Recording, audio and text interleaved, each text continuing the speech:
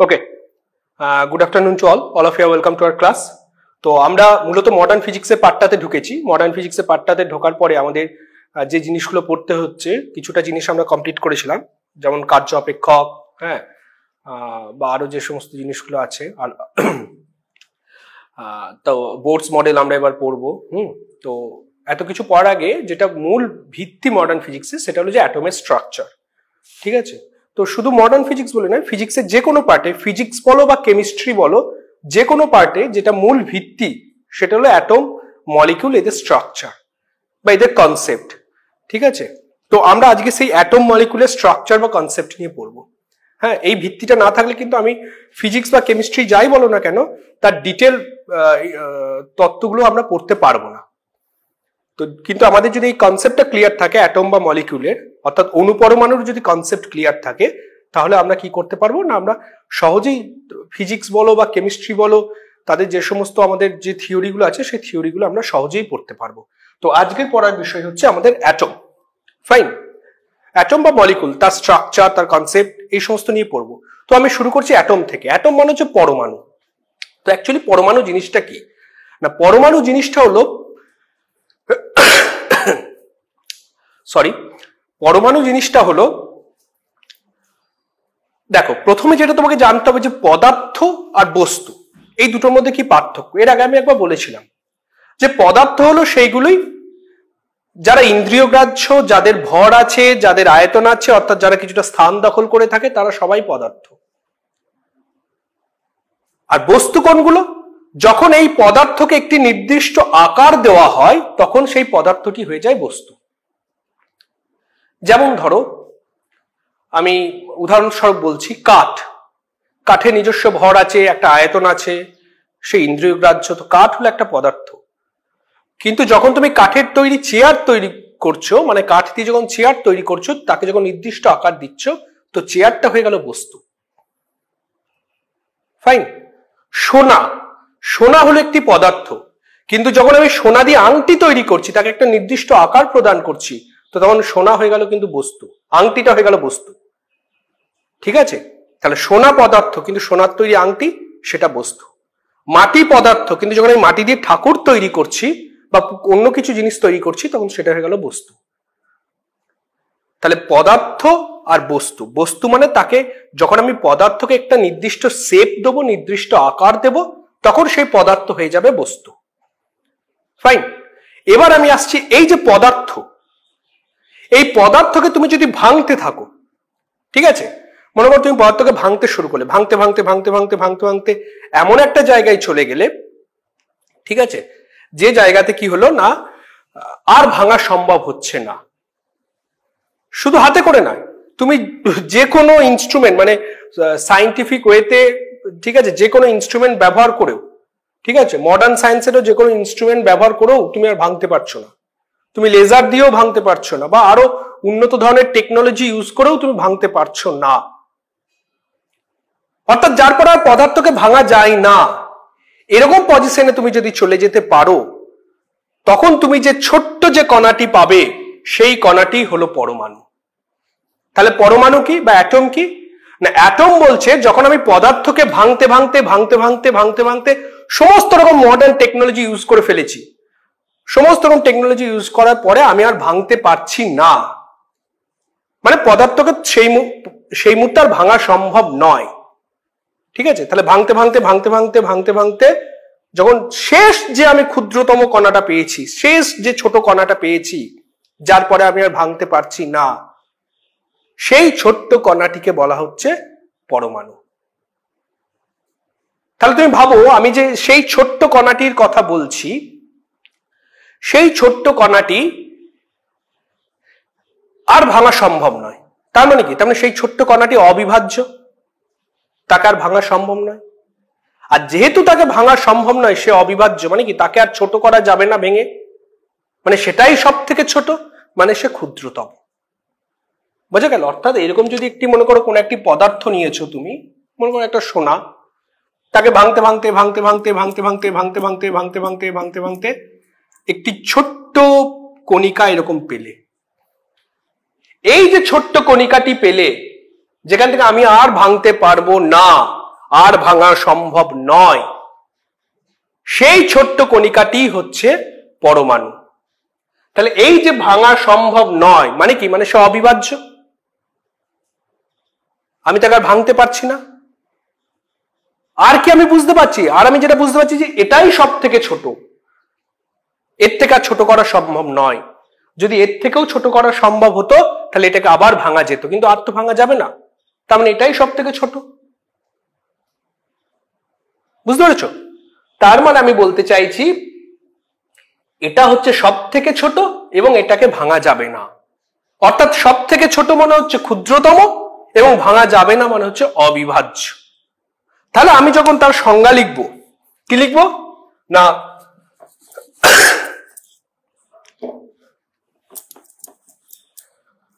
পদার্থের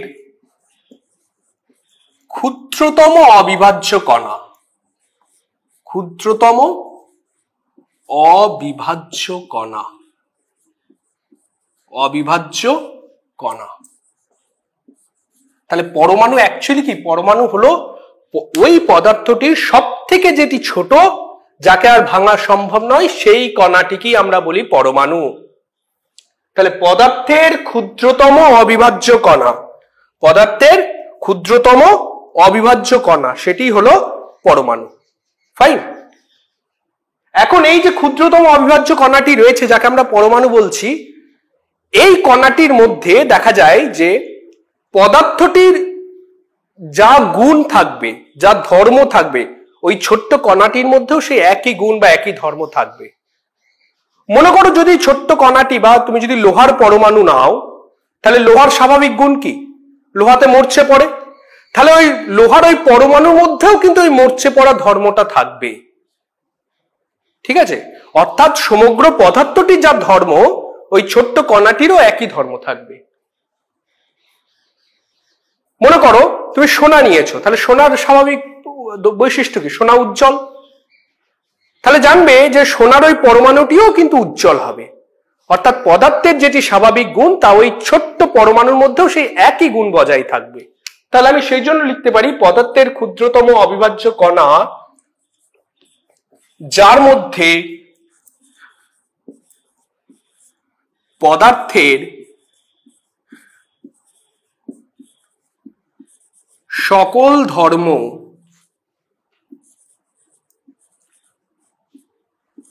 বজায় থাকে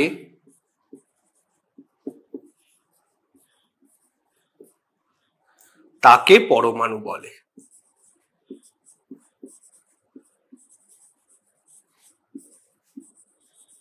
তাকে কি বলে? তাকে পরমাণু বলে। বোঝা গেছে? তাহলে পদার্থের ক্ষুদ্রতম অবিভাজ্য কণা যার মধ্যে পদার্থের সকল ধর্ম বজায় থাকে তাকে কি বলে? পরমাণু বলে। আমি প্রত্যেকটা শব্দের কথা বলেছি, কিন্তু পদার্থ বলতে কি বোঝায় সেটা বুঝিয়েছি, ক্ষুদ্রতম কেন শব্দটা আমি ব্যবহার করছি সেটাও বলেছি, অবিভাজ্য কেন ব্যবহার করছি সেটাও বলেছি, এবং যার মধ্যে সকল ধর্ম বজায় থাকে কেন, এই শব্দগুলোও বুঝিয়েছি। তাহলে প্রত্যেকটা শব্দ এখানে ইম্পর্টেন্ট, কোনো একটা শব্দ বাদ দিলে কিন্তু হবে না। আমি কিন্তু প্রত্যেকটা শব্দের মানে তোমাকে বুঝিয়েছি যে প্রত্যেকটা শব্দ কেন লেখা হচ্ছে পরমাণুর সংজ্ঞায়। ঠিক আছে? তাহলে এটা হলো পরমাণু। এখন আমি কি বললাম? এখন বললাম যে পরমাণু অবিভাজ্য, পরমাণুকে ভাঙা যায় না, তাই তো? আর ভাঙা যায় না বলতেই সেটি সব থেকে ক্ষুদ্রতম, কারণ ভাঙলে আরো ছোট হতো, কিন্তু ভাঙা তো যায় না, তাহলে সেটি সব থেকে ছোট। কিন্তু পরবর্তীকালে দেখা যাচ্ছে যে পরমাণুকে ভেঙেও 47টি কণিকা পাওয়া যায়। ঠিক আছে? পরমাণুকে ভেঙেও 47টি কণিকা পাওয়া যায়। ঠিক আছে? দেখো এই যে পরমাণু, এই পরমাণুর কনসেপ্ট মূলত দিয়েছিলেন জন ডাল্টন বলে একজন বিজ্ঞানী। ঠিক আছে? ডাল্টন সাহেব এই পরমাণুর কনসেপ্ট দিয়েছিলেন। ঠিক আছে? এই নামটা মনে রাখবে, তাকে সেজন্য পরমাণুবাদের জনকও বলা হয়। ডাল্টন সাহেব এই পরমাণুবাদের কনসেপ্ট দিয়েছিলেন, অর্থাৎ যে কনসেপ্ট আমরা মানে ভিত্তি করে আমরা এগিয়ে যাই যে পদার্থের ক্ষুদ্রতম অবিভাজ্য কণা যার মধ্যে পদার্থের সকল ধর্ম বজায় থাকবে তাকে পরমাণু বলে, এই কনসেপ্টটা দিয়েছিলেন জন ডাল্টন। তো পরবর্তী ক্ষেত্রে দেখা যাচ্ছে না পরমাণুকেও ভাঙা যাচ্ছে, মানে ডাল্টনের পরবর্তী সময়ে দেখা গেল যে পরমাণুকেও ভাঙা যাচ্ছে। পরমাণুকে ভেঙে নানা রকম কণিকা পাওয়া যাচ্ছে, প্রায় 47টির মতন কণিকা পাওয়া যাচ্ছে। কি কি কণিকা? না proton, neutron, electron, neutrino, mason, ঠিক আছে, সেখানে পাই মেশন কণা থাকে, হ্যাঁ, পাই জিরো, পাই নেগেটিভ, পাই পজিটিভ, এরকম কণা থাকে, বিটাট্রন, এরকম নানা রকমের কণা থাকে। তো 47টি কণা আমরা সেখানে পাই। তো এই 47টি কণার মধ্যে 3টি কণা খুব ইম্পর্টেন্ট, বাকি কণাগুলো নিয়ে আমরা অতটা পড়বো না। তো সেই 3টি কণা কি? না সেই 3টি কণা হলো প্রোটন, নিউট্রন এবং ইলেকট্রন। তো আমরা এতক্ষণে পরমাণুর কনসেপ্টটা বোঝার চেষ্টা করলাম তার ডেফিনেশন থেকে। এবার যেটা বোঝার চেষ্টা করব সেটা হচ্ছে পরমাণুর স্ট্রাকচার, গঠন। ওকে, তো এতক্ষণ আমরা যেটা বোঝার চেষ্টা করলাম তার ডেফিনেশন থেকে, সেটা হচ্ছে পরমাণুর কনসেপ্ট, ধারণা। এবার যে জিনিসটা আমরা বোঝার চেষ্টা করব সেটা হচ্ছে যে পরমাণুর স্ট্রাকচার। পরমাণু স্ট্রাকচারটা কি? না পরমাণু স্ট্রাকচার বলছে, আমি তো বললাম যে পরমাণুর মধ্যেও অনেক রকমের কণিকা পাওয়া যাচ্ছে, কিন্তু মূলত আমরা যে কণিকাগুলো আমরা যে 3টি প্রধান কণিকা রয়েছে সেই 3টি প্রধান কণিকাকে নিয়ে আলোচনা করব, এবং সেই 3টি প্রধান কণিকার উপর ভিত্তি করে আমরা পরমাণু স্ট্রাকচার তৈরি করব। সেই 3টি প্রধান কণিকা কে কে? প্রোটন, নিউট্রন আর ইলেকট্রন। এই 3টে প্রধান কণিকার উপর ভিত্তি করেই আমরা পরমাণু স্ট্রাকচারটা তৈরি করব। তো পরমাণু স্ট্রাকচারটা অনেকটা ঠিক এরকম হয়। আমি একেবারে বেসিক, মানে পরমাণু অনেক কি বলবো স্ট্রাকচার, তুমি যত হাই লেভেলে ফিজিক্স পড়বে বা আর যখন হাই লেভেলে যাবে তখন দেখতে হবে যে পরমাণু স্ট্রাকচারে বিভিন্ন রকম পরিবর্তন আছে, কিন্তু আমি সব থেকে বেসিক যে স্ট্রাকচার সেই স্ট্রাকচারটার কথা বলছি। সব থেকে বেসিক স্ট্রাকচারটা এরকম যে পরমাণুর মাঝখানে নিউক্লিয়াস বলে একটি ঘর থাকে, এই ঘরটির নাম হচ্ছে নিউক্লিয়াস। এর মধ্যে কে থাকে? এর মধ্যে থাকে নিউট্রন প্লাস প্রোটন। এর মধ্যে থাকে নিউট্রন প্লাস প্রোটন, দুটি কণিকা এর মধ্যে থেকে গেল। আর বাইরে কিছু কক্ষপথ থাকে এরকম, ঠিক আছে, এরকম কিছু কক্ষপথ থাকে।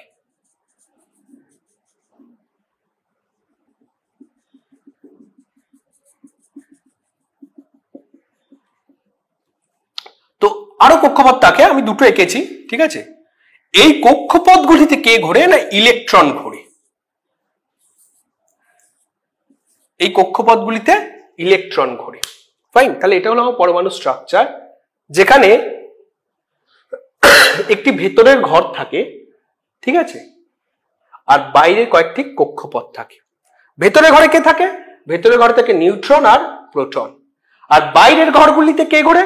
বাইরের ঘরগুলিতে ঘোরে ইলেকট্রন। ওকে, তো এখন কিভাবে এরা থাকে? না নিউট্রন প্রোটন যেমন ভাবে খুশি থাকতে পারে, যতগুলো খুশি থাকতে পারে, কিন্তু ইলেকট্রন এক একটা কক্ষপথে যতগুলো খুশি থাকবে তার কোনো মানে নেই, তার একটা নির্দিষ্ট নিয়ম আছে, সেই নিয়ম অনুযায়ী ইলেকট্রনটা থাকে।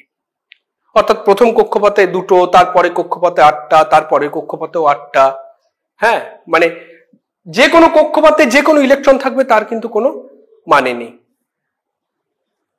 ঠিক আছে। তো ইলেকট্রনগুলো থাকার একটা নির্দিষ্ট নিয়ম আছে, হ্যাঁ।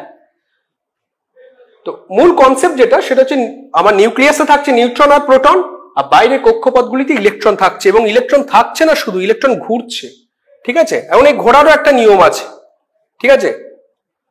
কেউ ক্লকওয়াইজ ঘুরলে কেউ অ্যান্টি ক্লকওয়াইজ ঘুরবে, সেগুলো পরের ব্যাপার, কিন্তু আপাতত জানো যে ইলেকট্রনগুলো ঘুরছে, ইলেকট্রনগুলো ঘুরছে। তো এই যে পরমাণুর যে স্ট্রাকচারের মডেলের কথা আমি তোমাদের দেখাচ্ছি, ভেতরে নিউট্রন আর প্রোটন, বাইরে ইলেকট্রন, এবং এই নিউট্রন প্রোটন যে ঘরটা থাকে তাকে আমরা বলছি নিউক্লিয়াস। এই স্ট্রাকচারটা হচ্ছে একবার বেসিক লেভেলের স্ট্রাকচার, এবং এই স্ট্রাকচারটা খুব ভালো করে যদি ভেবে দেখো অনেকটা ঠিক সৌরজগতের যে স্ট্রাকচার আছে তার সঙ্গে তুলনা করা হয়, ঠিক আছে। অর্থাৎ মাঝখানে সূর্য থাকছে, তাকে কেন্দ্র করে গ্রহগুলো ঘুরছে, হয়তো সৌরজগতে ঠিক সিমিলারলি এখানেও মাঝখানে নিউক্লিয়াস থাকছে, নিউক্লিয়াসকে কেন্দ্র করে চারপাশে ইলেকট্রনগুলো ঘুরছে। তো এই সৌরজগতের স্ট্রাকচারের সঙ্গে অ্যাটমিক যে স্ট্রাকচার তাকে তুলনা করা হয়, এবং এটা ঘটে।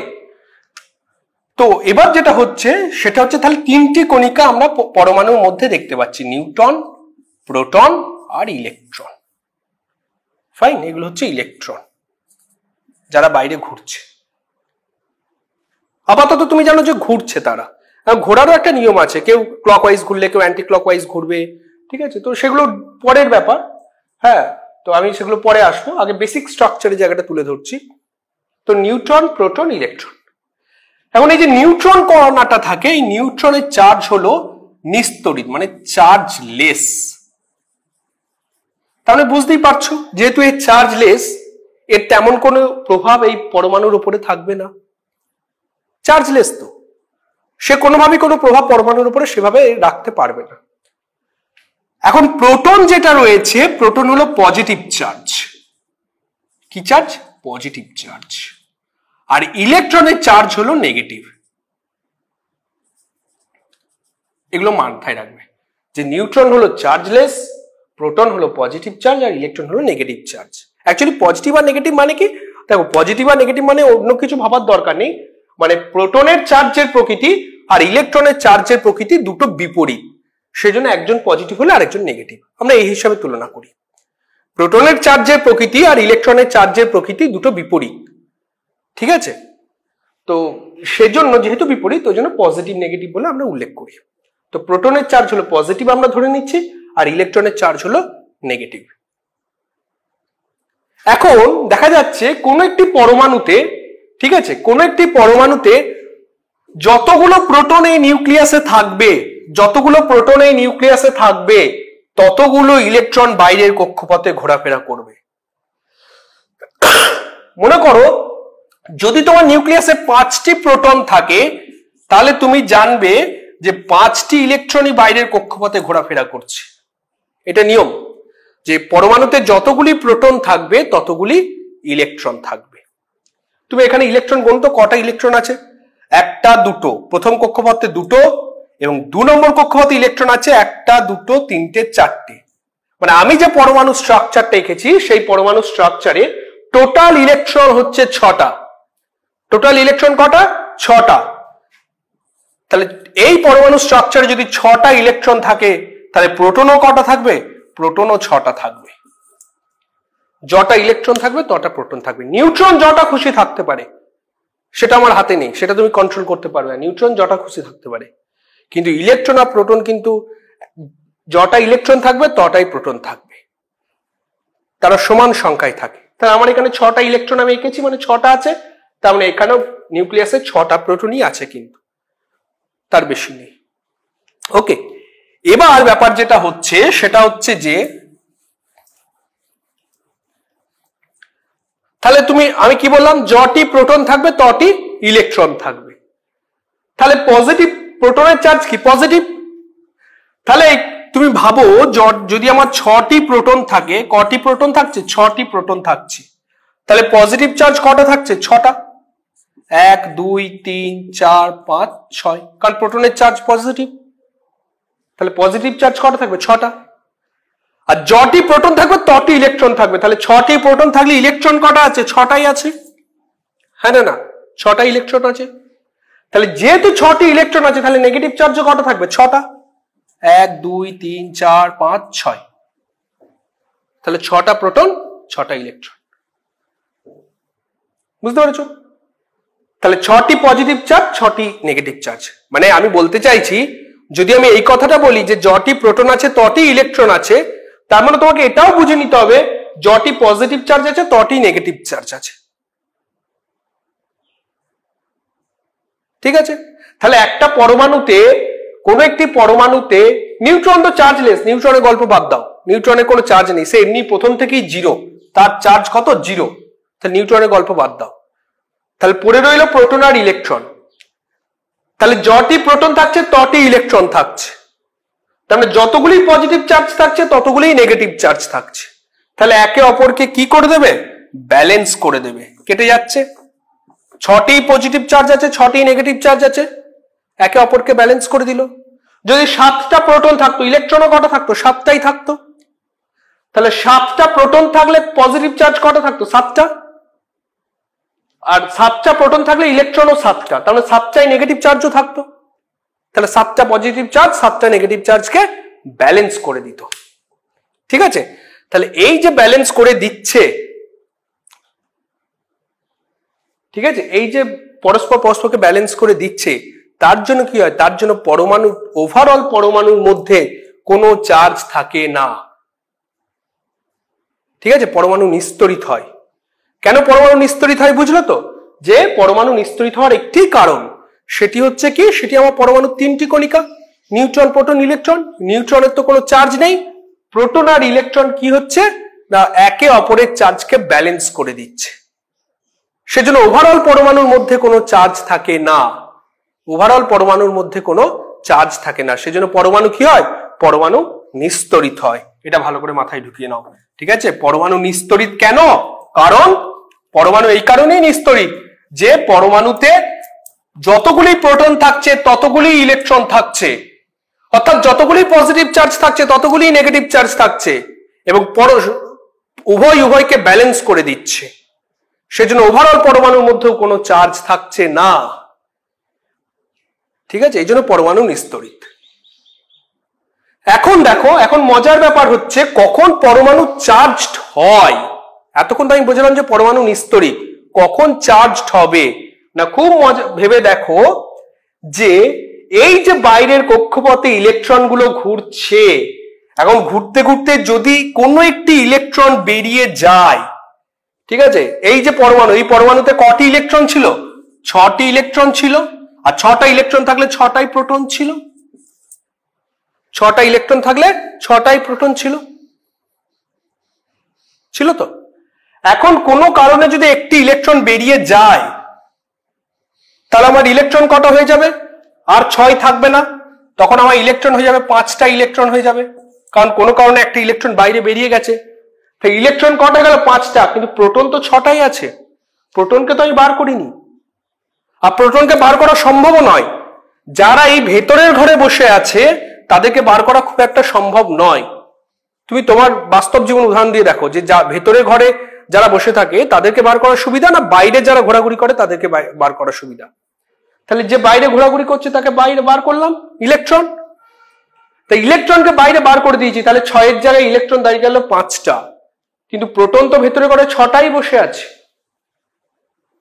ঠিক আছে?